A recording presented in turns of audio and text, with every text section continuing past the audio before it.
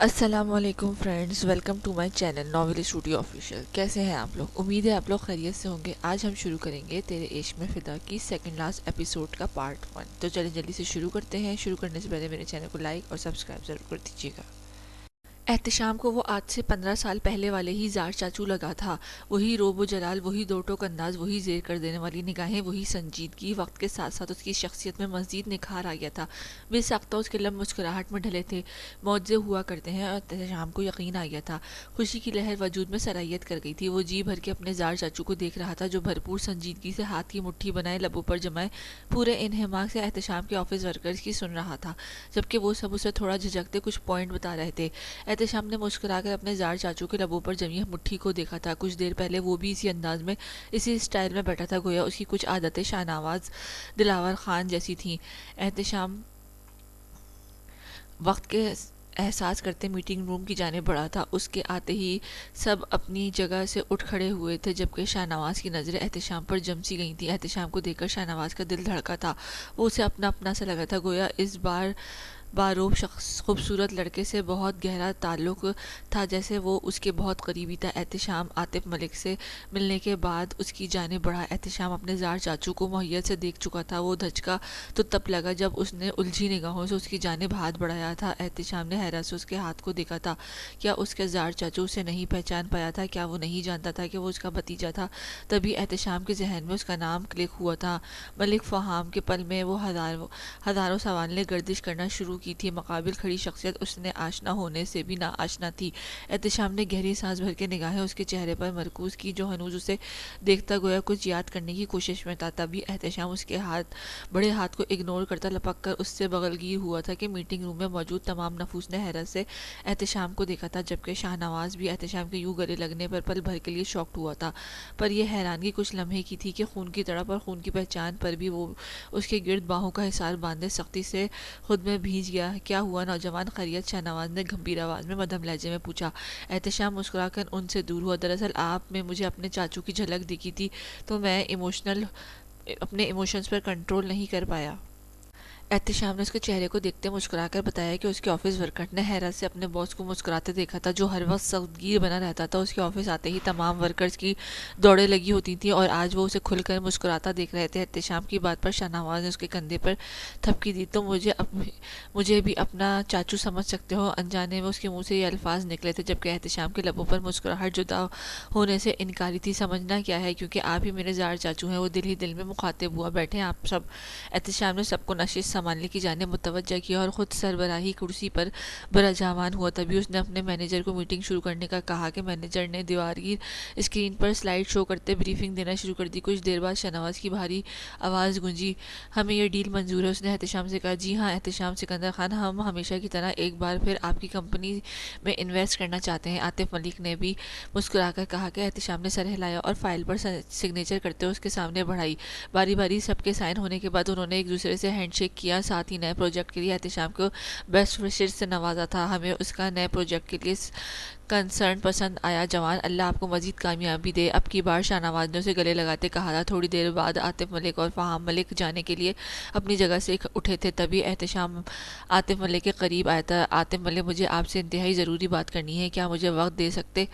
احتشام نے اس سے پوچھا، جبکہ اس نے سمجھتے اس بات میں سر ہلایا۔ آپ کہاں ٹھہرے ہیں؟ احتشام نے کچھ سوچ کر پوچھا، جبکہ عاطف ملک نے ہوٹل کا بتایا۔ میرا مینیجر آپ کو خان ہاؤس چھوڑ آئے گا، آپ وہیں رہیں گے، کچھ دیر بعد میں بھی آپ کو جوائن کرتا ہوں۔ احتشام اور عاطف ملک اچھے سے ایک دوسرے کو جانتے تھے، اور اکثر عاطف ملک کو احتشام خان ہاؤس انوائٹ کیا تھا، اس لیے اس بار بھی وہ احتشام کی بات مان گیا تھا کہ دونوں بزنس مین ہونے کے ساتھ ساتھ اچھی دوستی میں بھی مقید تھے۔ سکندر خان زانون منصور خان اور احتشام سے وہ بہت اچھے سے واقف تھے، اور یہ واقفیت چند عرصے پہلے ہی ہوئی تھی۔ میرے ساتھ میری بیٹی بھی ہے، عاطف ملک نے کہا۔ نو پرابلم، آپ وہاں آرام سے رہ سکتے ہیں۔ احتشام نے ان کی پریشانی دور کی کہ وہ مسکرا دیے اور پھر میٹنگ روم سے باہر نکل گئے۔ دوپہر کے وقت وہ دبے قدموں سے کمرے میں داخل ہوا تھا۔ کمرہ اندھیرے میں ڈوبا ہوا تھا، دبیز پردے ونڈو پر پڑے باہر کی روشنی کو کمرے میں داخل ہونے سے روکے ہوئے تھے۔ زیرو بلب کی مدھم روشنی بہت معمولی سا اجالا بکھیر رہی تھی۔ کمرے کے فسوخیز ماحول قریب کی دھڑکنوں کو منتشر کر گیا تھا۔ اس نے نظریں بیڈ کی جانب گھمائی، سامنے ہی وہ کمبل میں لپٹی آرام فرما رہی تھی۔ وہ اس کے وجود کو گہری نگاہوں سے تکتا استحقاق سے بیٹھ کے جانب آیا۔ بینش کا چہرہ آدھا کمبل میں ڈھکا تھا اور وہ آڑی تڑی سی بے ترتیب سی پڑی تھی۔ اس کے دودھیاں پاؤں کمبل میں سے باہر نکلے تھے، جبکہ ٹراؤزر اوپر ہونے کے باعث دودھیاں پنڈلیاں نظر آتی مقابل کے جذبات بھڑکا گئی تھیں۔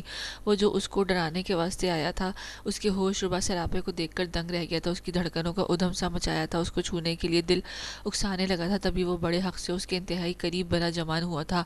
نقوش میں الجھ سی گئی تھی، بالوں کی کچھ لٹوں نے چہرے پر قبضہ سا کیا ہوا تھا۔ اس نے بہت اطمینان سے انگلیوں کے پوروں سے بال چہرے سے ہٹائے تھے۔ اب اس کا چہرہ بالکل واضح تھا۔ سوتے ہوئے کتنی معصوم لگتی ہے، کاش حقیقت میں بھی اتنی ہی معصوم ہوتی۔ وہ انگوٹھوں سے اس کے گال سہلاتا سرگوشی میں بولا اور جھک کر اس کے گال پر لب رکھے۔ اس کے گزار رخسار کا لمس اس کے مزید گستاخیوں پر اکسایا تھا کہ وہ اس کے انتہائی قریب لیٹتا اور آہستہ سے کمبل کھینچ کر خود بھی اس کے اندر ہو لیا۔ اس نے بینش کو کھینچ کر اپنے انتہائی قریب کیا۔ ملکیت کا احساس زور و شور سے جاگ اٹھا تھا کہ وہ اس کی کمر پر انگلیوں کا دباؤ ڈالتا اس کے چہرے پر جھکنے لگا۔ جبھی بینش نے خود کو کسی کی گرفت میں محسوس کر کے کسمسا کر آنکھیں کھولی، نظر جیسے ہی اپنے قریب اس گنڈے پر گئی، وہ حلق کے بل چلائی جسے بروقت وہ ہتھیلی رکھ کر دبا گیا تھا۔ وش تیرے کو اپنی اصلی آواز نکالنا ضروری ہے کیا؟ وہ گنڈا ہوں تو انسان تیری شکل اتنی مشکل سے برداشت کرتا ہوں، اب تیری بھیانک آواز تو میرے کو سیدھا اوپر پہنچا دے گی، اور میں ابھی تیرے کے ساتھ گولڈن نائٹ بنا کر تیرا وچ والا روپ ختم کر کے تجھے انسان بنانا چاہتا ہوں، اور پھر تیرے سے 20-22 بچے چاہتا ہوں، اور تو ہے میری خواہشات کے ساتھ ساتھ مجھے بھی مارنے پر تلی ہے۔ وہ اس کی پھٹی آنکھوں سے جھانکتا شریر آواز میں بول کر اس کے لبوں پر جمے اپنے بھاری ہاتھ پر لب رکھے، جبکہ بینش تو اس گنڈے کو یہاں دیکھ کر اس کی باتیں سن کر صدمے میں چلی گئی تھی، جبکہ مقابل نے اس کی حالت پر قہقہ ضبط کیا۔ میں ہاتھ ہٹا رہا ہوں، چیخنے کی غلطی مت کریو ورنہ جو پھر ہوگا وہ تیرے سے برداشت نہیں ہوگا۔ اس نے اس وارن کرتے ہاتھ ہٹا کر اس کی شہرک سہلائی تو بینش لرز اٹھی۔ تم کمینے گنڈے گوار یہاں کیا کر رہے ہو؟ اس کا ہاتھ اپنی گردن پر ہٹاتی آگ برساتی لہجے میں بولی، 7 سمندر پار میں تیرے پیچھے پیچھے گیا۔ اس نے مسکرا کر گنگناتے آنکھ میں کی، شوہر ملنے آیا ہے، کوئی خاطر تواضع کر، دل بہلا یہ کرنے میں تو ماہر ہے۔ وہ اس کی گردن پر لب رکھتے دور ہوتا سرد آواز میں بولا، کیا بکواس کر رہے ہو نیچ شخص، دور ہٹو مجھ سے۔ بینش اس کی بات پر تلملاتی مزاحمت کرتی جھٹکے سے اس سے دور ہوئی۔ شوہر پاس آیا تو نیچ ہو گیا، اور تو جو حویلی کے لاڈلے سپوت کو اپنے جانب مائل کرنے گئی تھی وہ کون سا ثواب کا کام تھا؟ مقابل دھاڑتا ہوا اسے قریب آیا، اس بیڈ پر پٹک کر اس کے اوپر چھا گیا۔ دور ہٹو کمینے آدمی۔ بینش اس کو خود پر جھکتے دیکھ کر اس کے سینے پر ہاتھ مارتی غرائی، بہت شوق ہے نا تجھے دوسروں کو اپنی جانب راغب کرنے کا، دوسروں کے سامنے اپنا آپ پیش کرنے کا، چل اب مجھے بھی یہ دعوت دے۔ وہ اس کے منہ پر تھپڑ مارتا اس کے جبڑے دبوچے اس پر ڈبل غرایا تھا، جبکہ بینش اس کا وحشی روپ دیکھ کر سہم سی گئی تھی۔ وہ اس کے اوپر چھایا، ایک ہاتھ سے اس کے دونوں ہاتھ قابو کیے، دوسرے سے اس کے چہرہ دبوچے ہوئے تھا۔ بینش کچھ بولنے کے قابل نہ تھی، جبھی وہ پوری شدت سے اس کے لبوں پر جھکا تھا۔ اس کے لمس میں بے پناہ غصہ تھا کہ وہ پوری طرح اس کے لبوں کو زخمی کر رہا تھا۔ تکلیف کے باعث بینش اس کے حصار میں پھڑپڑا سی گئی تھی۔ وہ سخت مزاحمت پر سرگرم تھا، جب وہ اس کی ہر مزاحمت کے بدلے اس کے لبوں پر پکڑ بڑھاتا، انہیں بری طرح زخمی کرتا، سارا غصہ نفرت اس میں انڈیل رہا تھا۔ بینش سانسوں کے لیے تڑپتی بن جل مچھلی کی طرح تڑپ رہی تھی۔ تھک ہار کر وہ مزاحمت ترک کر گئی تھی، جبکہ آنکھوں سے آنسو ٹوٹ کر بالوں میں جذب ہو رہے تھے۔ کچھ دیر بعد وہ اپنی منمانیاں کرنے کے بعد دور ہوا اور اسے دیکھا۔ بینش کا چہرہ خطرناک حد تک سرخ ہو گیا تھا، جبکہ نچلے ہونٹ پر واضح کٹ کے نشان تھے، ساتھ ہی دانتوں کے نشان بھی مقید تھے، جبکہ وہ نڈھال سی پڑی تھی، گویا ساری سکت ختم ہو رہی تھی۔ بینش نے حقارت سے نگاہ سے اسے دیکھا تھا۔ بے غیرت آدمی، دور رہو مجھ سے۔ وہ ہاتھ کی پشت سے لبوں کو رگڑتی پھنکاری، لوگوں کی باہوں میں گرنا تیرے لیے زیادہ ٹھیک ہے، اور شوہر نے حقوق کا مطالبہ کیا تو بے غیرت ہو گیا۔ وہ اس کے بال مٹھی میں جکڑے اس کے خون چھلکاتے لبوں کو فوکس میں لیے ناگواری سے بولا، کیوں آئے ہو جاؤ یہاں سے۔ وہ اپنا منہ دوسری جانب کرتی حتک آمیز لہجے میں بولی، تیرے کو لینے آیا ہوں، اٹھ چل میرے ساتھ ہمارے گھر، جا کر تجھے اپنی غیرت کے مظاہرے دکھاؤں گا۔ وہ اس کے اوپر سے ہٹتا اسے بازوؤں سے گھسیٹتے بولا، چھوڑو مجھے گھٹیا انسان۔ وہ اس کے وحشی پن پر چلائی، بکواس بند رکھ اپنی۔ وہ سخت لہجے میں بولا اور سائڈ پر پڑے اس کے دوپٹے سے اس کے ہاتھ پیچھے پشت پر باندھ دیے، یہ کیا کر رہے ہو؟ چھوڑو مجھے، میں نے کہا چھوڑو مجھے ذلیل آدمی۔ چٹاخ اس کی زبان کو بریک مقابل کی دوسری بار اٹھتے ہاتھ نے لگائی، اس کی زوردار ہاتھ بینش کی دوسری گال پر بھی نشان چھوڑ گیا تھا، اپنی زہریلی زبان کو لگام دو ورنہ میں اسے گدی سے کھینچ لوں گا۔ وہ اس کی آنکھوں میں دیکھتا زہرخند لہجے میں بولا اور اپنی پاکٹ سے رومال نکال کر اس کے پاؤں بھی باندھ ڈالے تھے، جبکہ بینش سانس روکے اسے دیکھ رہی تھی، جو اب اسے گود میں اٹھائے کمرے سے باہر نکلا۔ نیچے اتارو، کہاں لے جا رہے ہو مجھے؟ وہ اس کے شانے پر مارتی غصے سے انتہاؤں کو پہنچی بولی، تو شکر کر کہ تیرے منہ پر ٹیپ نہیں لگائی، اب میرے کو تیری آواز نہ سنائی دے ورنہ ادھر پٹک دوں گا۔ وہ غرایا اور تیزی سے زینے اترتے لگا۔ ماہم جو لاؤنج میں بیٹھی فون پر مصروف تھی، دھپ دھپ قدموں کی آواز پر پلٹ کر دیکھا۔ سامنے کا منظر دیکھ کر اس کی آنکھیں پھیل گئیں، جھٹکے سے وہ اپنی جگہ سے اٹھ کھڑی ہوئی۔ مورے مورے بچائے مجھے اس درندے سے، بینش بندے ہاتھ پاؤں کی وجہ سے بے بس ہوتی روتی ہوئی اپنی ماں کو بولی۔ ماہم حیران پریشان سی کھڑی، سمجھنے کی کوشش میں تھی کہ بینش کی التجا پر اس کے وجود میں آگ سی بھر گئی۔ کون ہو تم؟ چھوڑو میری بیٹی کو، یکدم چلائی تھی چلاتی ان کی طرف بڑھی۔ ہائے، میں داماد آپ کا، وہ اپنی بیوی کو لینے آیا ہوں، مقابل دانتوں کی نمائش کرتا بولا، جبکہ اس کی بات پر ماہم نے آنکھیں باہر ابلنے کو تھی۔ ایسا داماد اس نے کبھی خواب میں بھی نہیں سوچا تھا، کبھی کوئی غنڈہ اس کا داماد بنے۔ نہیں مورے، بکواس کر رہا ہے۔ بینش نفی میں سر ہلاتی فوراً سے بولی، چپ کر شانی، بکواس تو کر رہی ہے، میں نہیں، بیوی ہے یہ میری، تیری بیٹی نے خوشی سے مجھ سے نکاح کیا ہے۔ وہ سرد نگاہوں سے بینش کو گھور کر ماہم کو بتانے لگا، کیا ایسا نہیں ہو سکتا؟ جھوٹ بول رہے ہو تم، چھوڑو میری بیٹی کو۔ ماہم شدید صدمے کے باعث اس کے گال پر تھپڑ رسید کرتی بینش کا ہاتھ کھولنے کی کوشش کرنے لگی۔ اگر نہیں چاہتی کہ میں ادھر تیرے سامنے سے گولڈن نائٹ بنانے کے بجائے گولڈن ڈے بناؤں تو 10 قدم دور رہو۔ جس لہجے میں بولا کہ ماہم ڈر کی سرحد سے دور ہوئی، تبھی اس نے بینش کو صوفے پر پٹک کر پاکٹ سے فون کال کر کے کوئی ویڈیو چلا کر اس کے سامنے کی۔ ماہم نے ڈر کر فون تھاما۔ وہ بینش اور اس کے نکاح کی ویڈیو تھی۔ اس نکاح کے بعد کئی بار میں تیری بیٹی سے مل چکا ہوں اور اب میں اپنی بیوی کو لینے آیا ہوں۔ ماہم کی پھیلی آنکھیں اسکرین پر جمی تھی۔ نہیں مورے، جھوٹ بول رہا ہے، میں اس نکاح کو نہیں مانتی، میں نے یہ نکاح جان چھڑانے کے لیے کیا تھا اور یہی وہ آوارہ گنڈا ہے جس نے مجھے اغوا کیا تھا۔ بینش چلائی، میں بھی نہیں مانتی اس نکاح کو۔ ماہم فون فرش پر پھینکتی بینش کی جانب آئی۔ تیرے ماننے یا ماننے سے کیا ہوگا؟ یہ وش میری بیوی ہے اور جب تو نانی بنے گی تو اچھی طرح ہمارے رشتے کو بھی سمجھ جائے گی۔ وہ مسکرا کر اپنا فون اٹھا کر جیب میں رکھتا اس کے پاس آیا اور برہمی سے بینش کی ٹانگ پر گھسیٹ کر ماہم سے دور کرتے اپنی گود میں اٹھایا۔ وہ دونوں ماں بیٹی چیختی چلاتی رہیں، پر وہ انسنی کرتا بینش کو لے کر باہر کی جانب بڑھا۔ ماہم نے گارڈز کو آوازیں دی پر کوئی بھی اندر نہ آیا تھا، جیسے وہ بھی مقابل کے ساتھ تھے۔ کسی کو نہ پا کر وہ خود ان کی جانب بڑھی کہ مقابل نے گن نکال کر بینش کی کنپٹی پر رکھی۔ عزت اور شانتی سے بیٹی کو رخصت کرو ورنہ ادھر ہی اس کا شیطانی دماغ اڑا دوں گا۔ وہ پھنکا رہا تھا کہ ماہم وہیں رک گئی، جبکہ بینش نے بے بسی سے اپنے مورے کی جانب دیکھا تھا اور دیکھتے ہی دیکھتے بینش کو لے کر ان کی حویلی سے نکل گیا تھا۔ نور کی رخصتی ہو چکی تھی۔ عباس گھر لے جانا چاہتا تھا پر نور کی حفاظت کی خاطر فی الحال عباس اور نور کو حویلی میں روک رکھا تھا۔ عباس اور نور کی کافی اچھی انڈرسٹینڈنگ ہو گئی تھی اور وہ اپنے شوہر کو تمام حقوق دے چکی تھی۔ 4 دنوں میں ہی دونوں میں محبت اجاگر ہو گئی تھی۔ یہ شاید رشتے کا کمال تھا کہ دونوں ایک دوسرے کے دیوانے ہو گئے تھے۔ عباس نے اس کو آباد خان اور آفتاب کے متعلق بتایا تھا، جسے سن کر وہ داست ہو گئی تھی۔ عباس نے یہ بھی کہا تھا کہ اگر وہ جانا چاہتی ہے تو جا سکتی ہے، پر نور نے صاف انکار کر دیا تھا کہ وہ اپنے باپ کی شکل دیکھنے کا بھی روادار نہ تھی۔ ہاں، البتہ اپنے مورے کے لیے فکر مند تھی۔ عباس نے یہ بھی بتایا کہ اس کا باپ پاگلوں کی طرح اس کو تلاش کر رہا ہے، پر نور کو کوئی پرواہ نہیں تھی۔ رباب نے اس کی بہت اچھی دوستی ہو گئی تھی اور وہ ہر وقت رباب اور بی جان کے پاس گزارتی، جبکہ عباس ارتضیٰ کے ساتھ علاقے میں ہوتا تھا۔ 2 دن میں ہی وہ کافی گھل مل گئی تھی۔ اسے یہ سب لوگ بہت اچھے لگے تھے اور سب سے زیادہ اچھا تو عباس لگا تھا۔ وہ اکثر اپنی قسمت سے ڈرتی تھی کہ جیسے اس کے باپ کے غلط کام ہے، اس کی وجہ سے وہ بھی کہیں اندیکھی آگ میں نہ جھلس جائے۔ 1-2 بار تو اس نے باپ کے فرینڈز اس سے شادی کے خواہش مند بھی ہوئے تھے کہ تب اس کی ماں نے خوب غصہ کیا تھا، ان لوگوں کو گھر سے بھگایا تھا، جس کے بعد آفتاب نے بری طرح اپنی بیوی کو پیٹا تھا۔ وہ پیسے کی لالچ میں اپنی بیٹی کو کسی بھی بد کردار آدمی کے ساتھ نکاح کروانے پر تیار تھا، پر بلا ہو اس کی ماں کا جو خود مار برداشت کر لیتی تھی، پر اپنی بیٹی کو ان غلط ہاتھوں سے جانے سے بچاتی آئی تھی۔ نور چھوٹی حویلی کے تمام افراد کو یہ سب بتا چکی تھی، جس کے باعث ان کے دلوں میں آفتاب کے لیے مزید نفرت بڑھ گئی تھی اور نور کو اپنی بیٹی سمجھ کر اس کو بھرپور تسلی دی تھی اور اس کے عباس کے ساتھ رشتے کو ہمیشہ قائم و دائم رہنے کی دعا دی تھی۔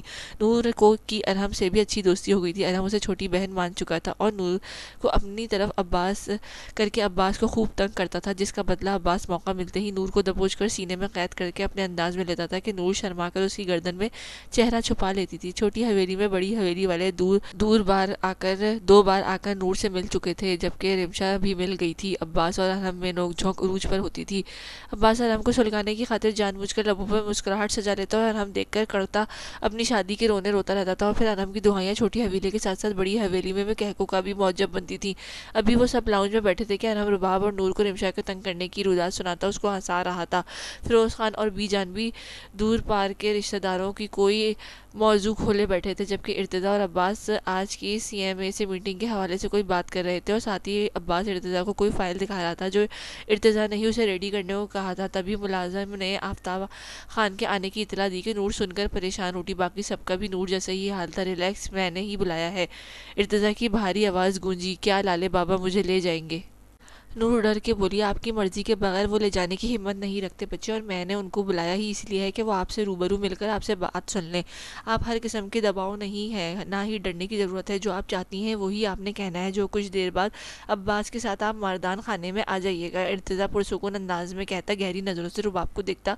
मर्दान खाने जाने के लिए बाहर की तरफ बढ़ा था। कहाँ मेरी बेटी, कहाँ है मेरी बेटी? तुम्हारी हिम्मत कैसे हुई मेरी बेटी को अगवा करने की? इर्तिजा के मर्दान खाने में कदम रखते ही आफ्ताब हत्थे से उखड़ गया। जैसे तुम्हारी हिम्मत हुई थी हमारे साथ खेल खेलने की? इर्तिजा सरत से उसकी गर्दन दबोचकर नीची आवाज़ में धाड़ा के आफ्ताब को अपना दम घुटता महसूस हुआ। वो सब मेरे बाप ने किया था, मेरा तुम लोगों से कोई वास्ता नहीं, और उसकी सज़ा तुम मेरे बाबा को दे चुके हो। मैं जानता हूँ तुमने मारा है मेरे बाबा को। वो दोनों हाथों से अपनी गर्दन से लिपटे उसके हाथ को दूर करने की कोशिश करता घुटी घुटी आवाज़ में बोला, उसने जो बोया वो काटा, और अब तुमने भी जो कुछ किया है उसकी बदले अब अपनी बेटी की नफरत से हो गई। इर्तिजा न हुआ से उसे झटक कर दूर हुआ और पुरसुकून अंदाज में सोफे पर जा बैठा। क्या मतलब है तुम्हारा? आफ्ताब अपनी गर्दन सहलाता हकलाकर गोया हुआ। मतलब ये कि तुम्हारी बेटी अब अपने घर की हो चुकी है, शादी हो चुकी है उसकी। इर्तिजा ने मुस्कुरा कर उसके सर पर बम फोड़ा। जब भी नूर चादर में लिपटी अब्बास के साथ मर्दान खाने आई। नूर मेरी बच्ची तुम ठीक हो? ये इर्तिजा खान क्या कह रहा है, बताओ मुझे, उन्होंने तुम्हें कुछ कहा तो नहीं? नूर को देखकर आफ्ताब उसकी जानिब लपका, उसके सर पर हाथ रखे शायद परेशानी से सवाल किया।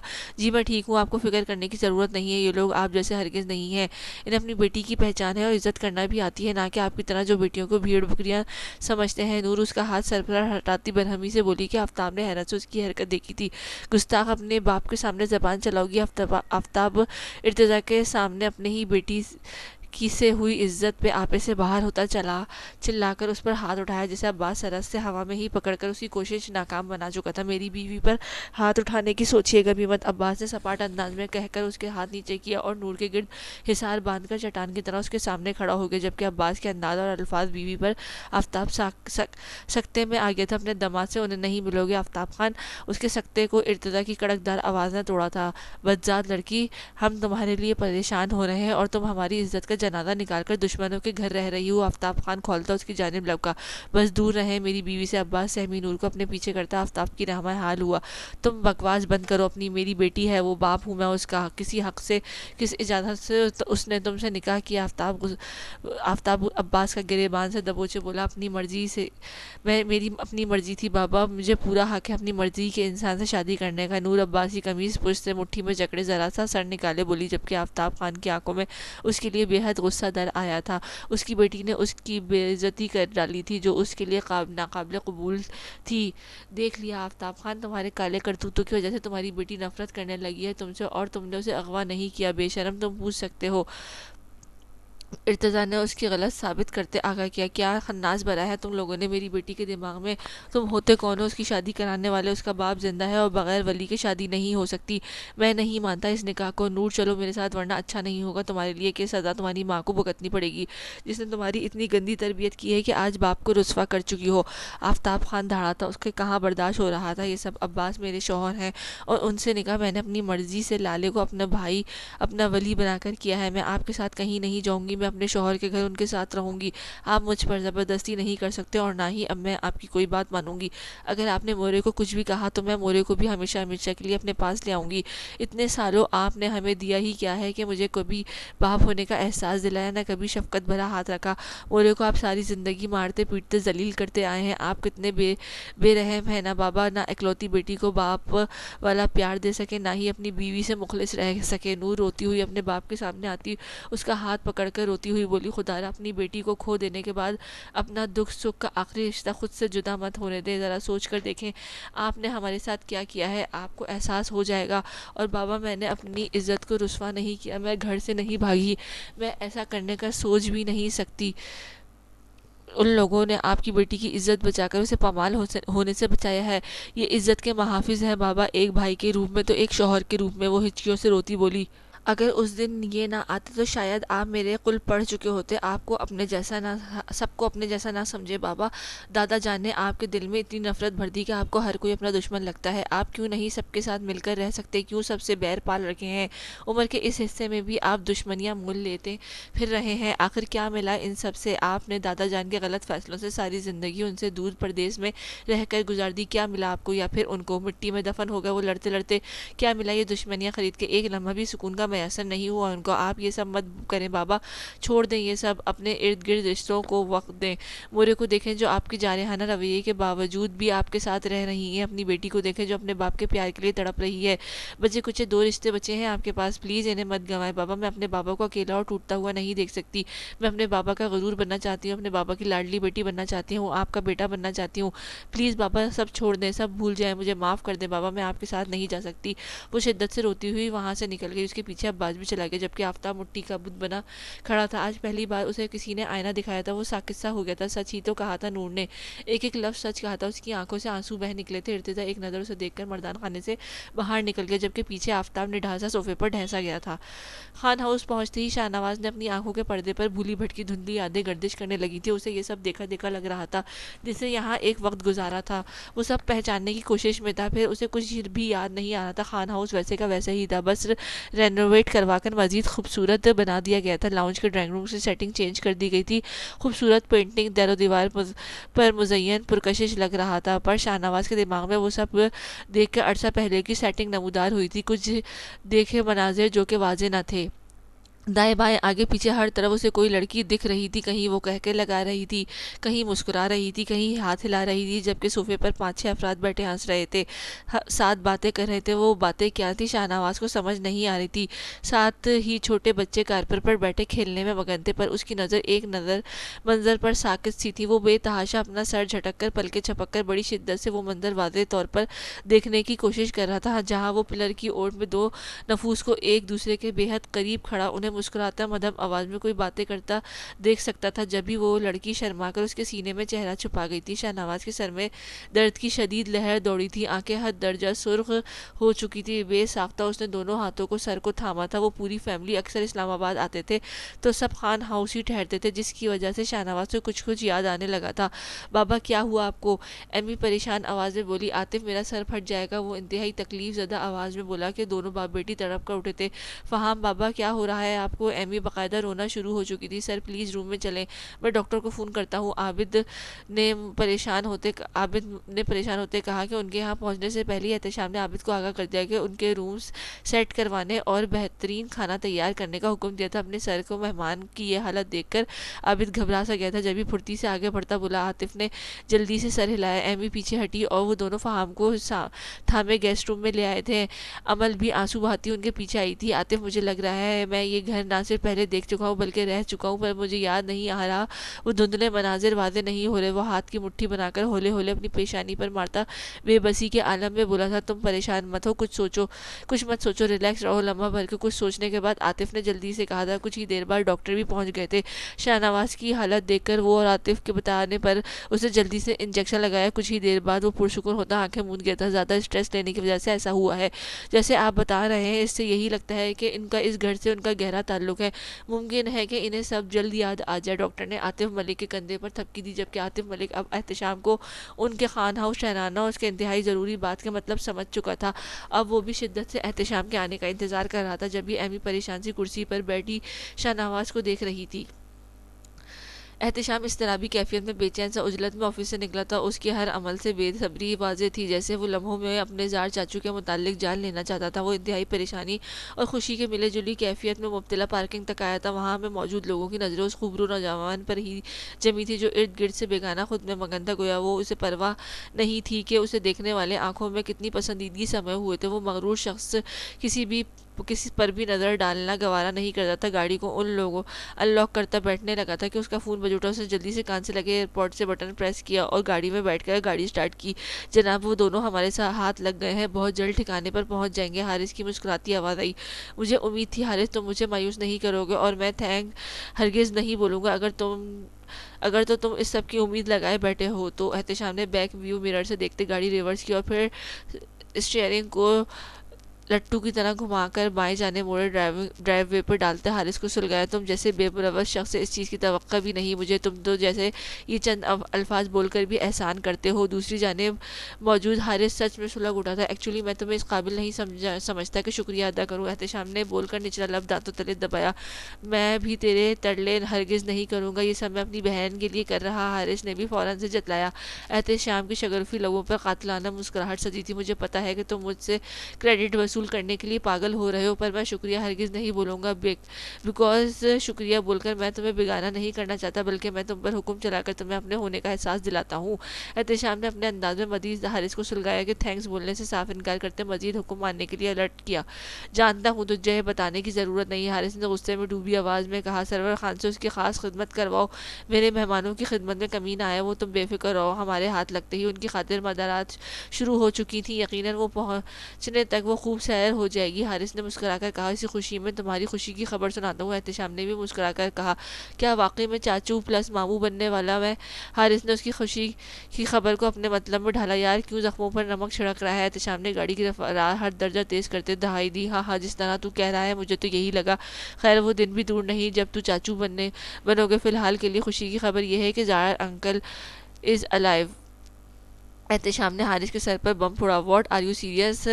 How is this possible? تمہیں کیسے پتا؟ تم نے کہاں دیکھا؟ تم اتنے وثوق سے کیسے کہہ سکتے ہو؟ احتشام اچھل پڑا اور سوالوں کی بھرمار کر ڈالی، آفس میں آئے تھے اور وہ بھی خان ہاؤس موجود ہے۔ احتشام نے اگلا دھماکہ کیا کہ حارث تو گنگ سا ہو گیا تھا، جگر سچ بتا، تم سچ کہہ رہے ہو؟ یہ کیسے ہوا؟ مطلب مجھے سمجھ نہیں آ رہی۔ حارث نے بے یقینی سے استفسار کیا۔ احتشام نے مسکرا کر اسے ساری تفصیل سے آگاہ کیا اور مزید دو چار باتیں کر کے کال کاٹ دی، اور وہ خان ہاؤس پہنچ چکا تھا۔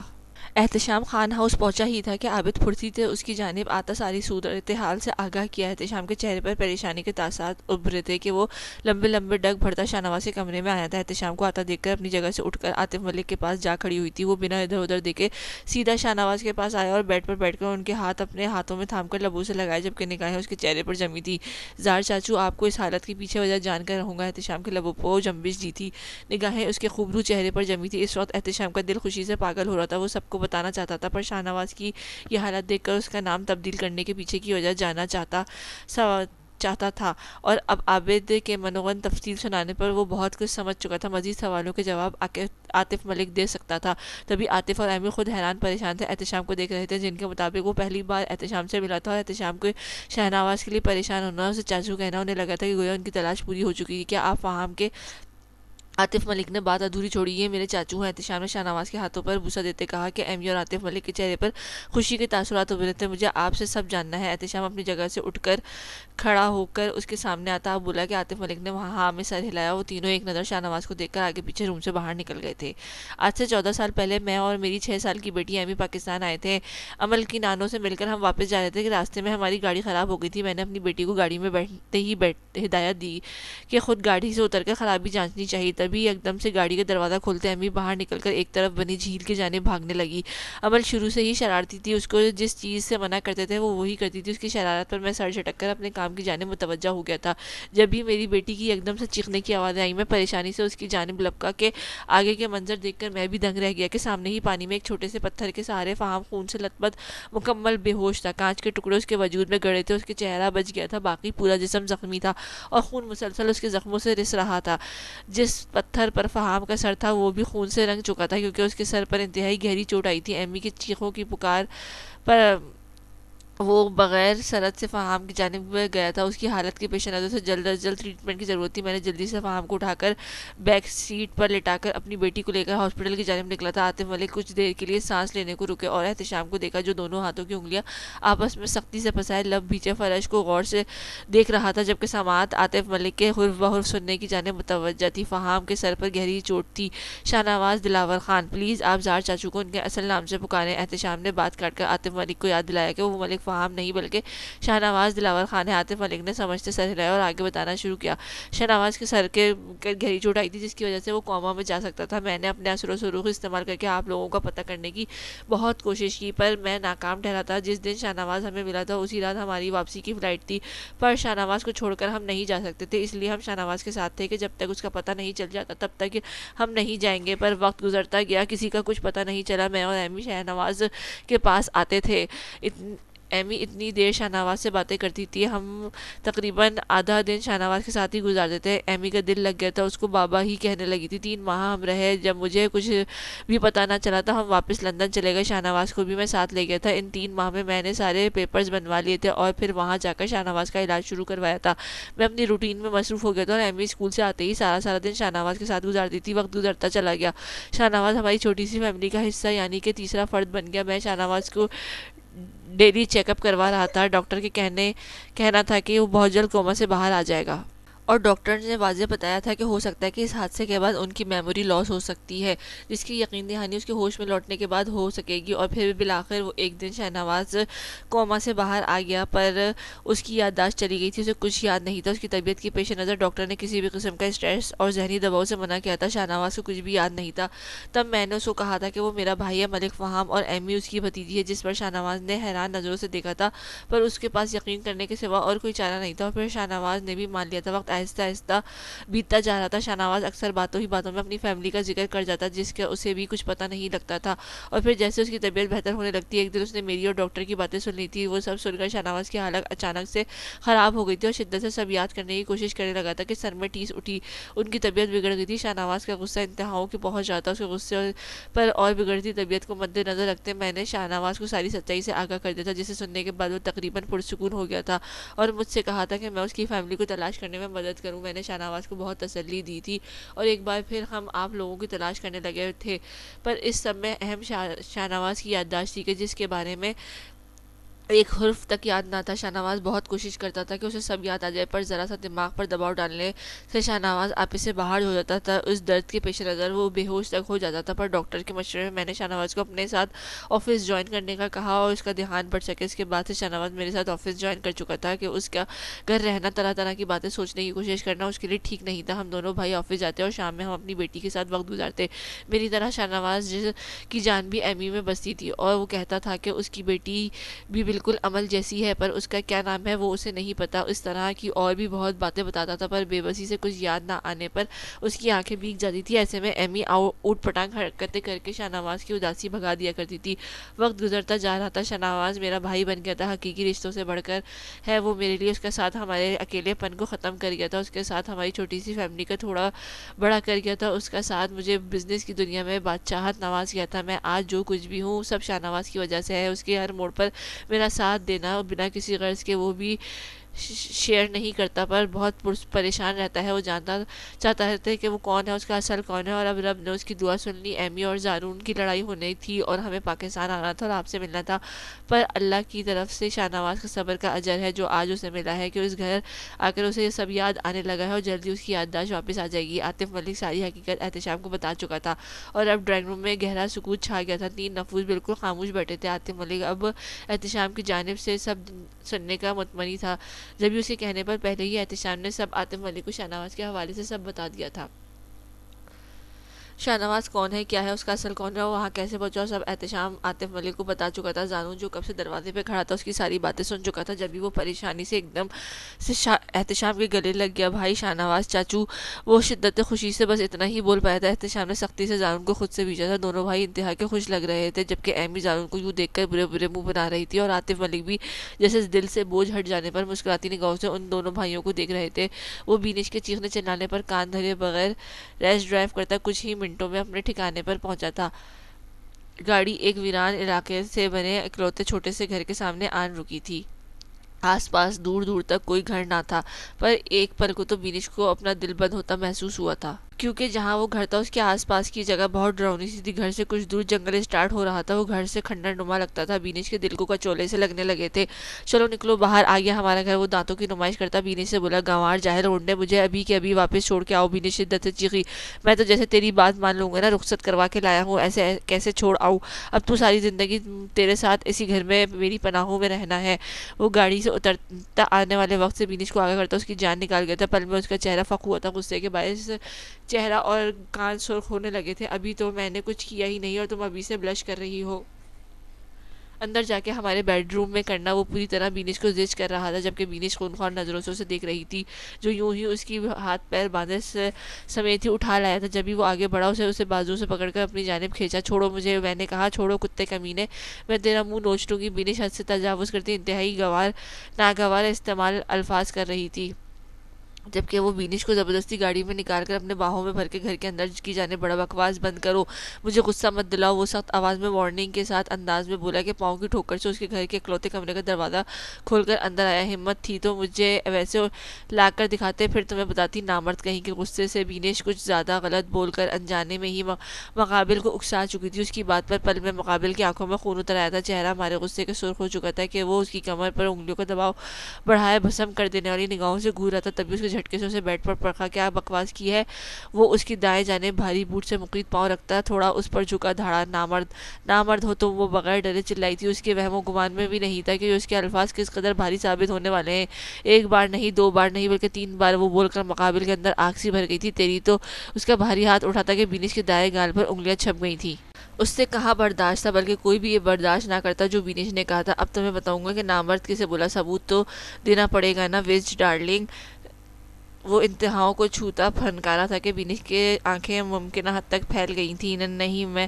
تبھی وہ یوں ہی جھکا، سرا سے اپنے وجود سے شرٹ اتار کر زمین پر پھینک کر اس پر جھکایا تھا۔ پیچھے رہو، وہ اپنی لفظوں کی سنگینی کا ترادق ہوتے ہی ایک دم سے چلائی تھی۔ یہ بکواس کرنے سے پہلے سوچنا چاہیے تھا۔ وہ انتہائی ضبط کا مظاہرہ کرتا بولا تھا۔ نہیں، بینش ہچکیوں سے روتی مسلسل گردن نہ میں ہلاتی فقط اتنا ہی بولی، پر مقابل پر تو جیسے جنون سوار تھا۔ اس کی بیوی اس کی نامردانگی پر کاری وار کر چکی تھی کہ وہ برداشت نہ کر پاتا۔ اس کو سبق سکھانا کی خاطر وہ پل میں ایک فیصلہ کرتا، اس کو اپنی باہوں میں قابو کر چکا تھا۔ پہلے تو میں بخش دیتا، پر اب بھگتو۔ وہ اس کا جبڑا دبوچا اس کے منہ پر دھاڑا تھا اور شدید غصے میں اس کے لبوں پر جھکایا تھا۔ اس کے عمل میں سختی تھی، غصہ تھا، نفرت تھی۔ بینش تڑپ اٹھی تھی، وہ اسی قید میں پھڑپڑا رہی تھی، پر مقابل کو اس کا ایک لفظ کھا گیا تھا۔ وہ کچھ بھی سوچنے سمجھنا نہیں چاہتا تھا۔ وہ بری طرح اس کے لبوں کو زخمی کر چکا تھا کہ بے بسی سے بینش کے رونے میں اضافہ ہوا تھا۔ بند کرو رونا، وہ اس کی گردن پر جھکا وہاں دانتوں کا دباؤ بڑھاتا بولا۔ پلیز نہیں بینش، میں تمہیں آخری بار کہہ رہا ہوں، رونا بند کرو۔ میں غلط نہیں کر رہا، اپنا حق لے رہا ہوں۔ مجھے شدید طیش کے عالم میں چنگاڑا تھا کہ بینش کے آنسوؤں کو بریک لگی، جبھی وہ اس کی آنکھوں پر لب رکھتا، انہیں بھجل کرتا، اس پر مکمل جھک کر اسے اپنے وجود میں قید کر چکا تھا۔ اب کی بار اس کے عمل میں نرمی تھی، پیار تھا، عزت تھی کہ بینش مزاحمت ترک کرتی خود کو اس کے رحم و کرم پر چھوڑ چکی تھی۔ تم باز کہیں کے یہاں بھی پہنچ آئے۔ میرے کمرے سے نکلتے ہی اس کا سامنا کوریڈور سے گزرتے زانون سے ہوا تھا کہ وہ جو کب سے اس کو دیکھ کر برداشت کا دامن تھامے ہوئی تھی، بالآخر بھڑک اٹھی۔ اس کی زہریلی آواز پر زارون نے اپنی جگہ پر رکتا گردن ترچھی کی، اس کو ایک بار پھر سر سے پیر تک دیکھتے مسکراہٹ دبائی۔ بس جی چھوٹی چوہیا، میرا مطلب چھوٹی دنیا کو دیکھنے کی خواہش ہو رہی تھی تو ہر چیز پیچھے پیچھے چلے آئے۔ بائی دا وے، یہ میرا ہی گھر ہے۔ مقابل بھی زارون تھا کہ عمل کو سلگا گیا تھا۔ تمہیں میں نے کہا تھا میرے سامنے مت آنا، وہ آنکھیں نکالتی غرائی۔ اب مجھے کیا پتا تھا کہ چوزی کو مجھ سے ملنے کا اتنا شوق ہو رہا ہے کہ مجھے منع کرتی وہ سیدھی میرے گھر پہنچ گئی تھی۔ منہ دھو کر آؤ، یہ گھر تمہارا نہیں، احتشام بھائی کا ہے، اب میں میرے بابا کا ہے، تو نکلو ادھر سے۔ ایکسٹرا لوگ، وہ بھی ایمی تھی پل میں حساب چکتا کرنے والی۔ تو تمہارے بابا میرے چاچو کیا ہے چاچو؟ وہ اور جس کو تم بھائی بول رہی ہو، ایکچولی وہ میرا بھائی ہے۔ کیا ہے بھائی؟ تم تو بتاؤ میں کیسے یہاں سے جا سکتا ہوں؟ خیر تم یہاں رہ سکتی ہو بنا کسی پریشانی کے، کیونکہ اب تو تم زبردستی کی میری منہ بولی کزن بھی لگتی ہو، تو سو میں نہ چاہتے ہوئے بھی تمہیں برداشت کر لوں گا۔ زارون نے اس کی جانب تھوڑا سا جھک کر سنجیدگی سے کہتے عمل کے سرخ تپے تپے سے چہرے کو دیکھ کر مسکراہٹ دبائی۔ جب تک تم ادھر ہو ہم یہاں نہیں رہیں گے احتشام بھائی، یا تو میں تمہیں رہیں گے یا پھر ہمیں۔ اور اس میں ابھی اسی وقت جا رہی ہوں۔